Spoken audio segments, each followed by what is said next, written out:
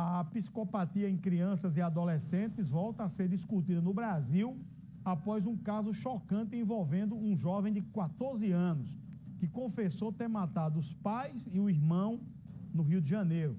Lucas Barros está ao vivo com um especialista que vai explicar para a gente quais os sinais que podem ser observados em relação a esse fato. Alô, Lucas, é um assunto muito importante e muito sério, viu, Lucas? Tribuna Livre.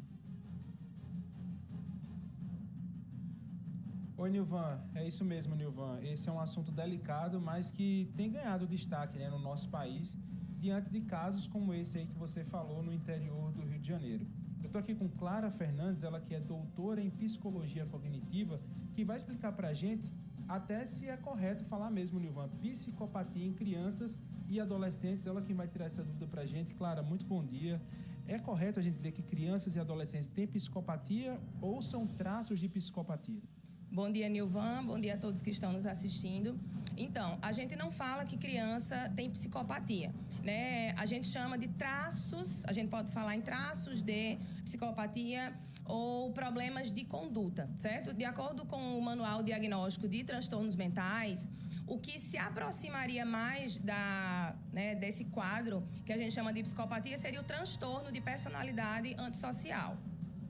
E aí, Clara, como é que a gente diferencia, né, uma fase rebelde ou atitudes comuns, né, na adolescência de comportamentos patológicos?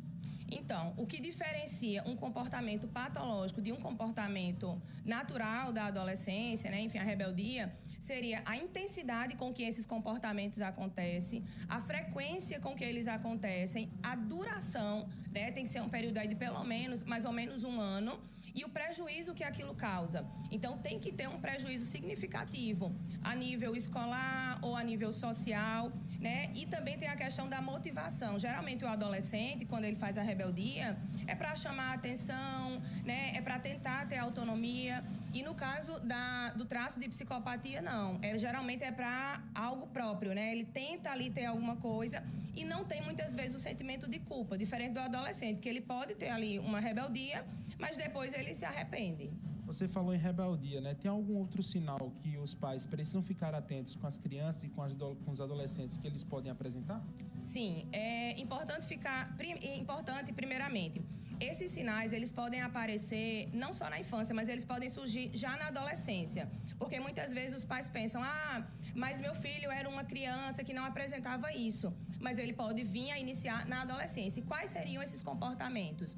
A questão de agressão, por exemplo, a animais ou pessoas, né? A falsidade, a mentira, a manipulação para tentar conseguir alguma coisa, pequenos furtos, a questão também de violação de regras importantes, por exemplo, dormir fora de casa em diferentes dias, fugir de casa e passar, por exemplo, a noite fora de casa. E tem algumas outras mais específicas também que a gente pode observar. Rapidinho, só para a gente finalizar, como é que esses transtornos, né, podem ser tratados? Então, é importante, se a gente pensar, precisa de terapia, né? Esses pais precisam entender que impor limites não é só dizer não para uma criança, né? E a criança, ela necessita de limite. Isso é uma necessidade emocional básica. Então, se o pai não atende essa necessidade, essa criança ela vai ter dificuldade de ter o autocontrole, de respeitar o limite das outras pessoas, vai muito além. Não é só dizer não para aquela criança. Muito obrigado, viu, Clara? Então é isso, Nilvan. Esclarecimentos importantíssimos. É bom a gente ficar atento, né, com as nossas crianças e adolescentes para a gente ver qualquer tipo de situação, né, que possa estar acontecendo dentro da nossa casa e que a gente não tenha um problema maior no futuro. Volto com você, Nilvan. Importante demais sempre falar disso. A cada dia aparecem mais casos, né?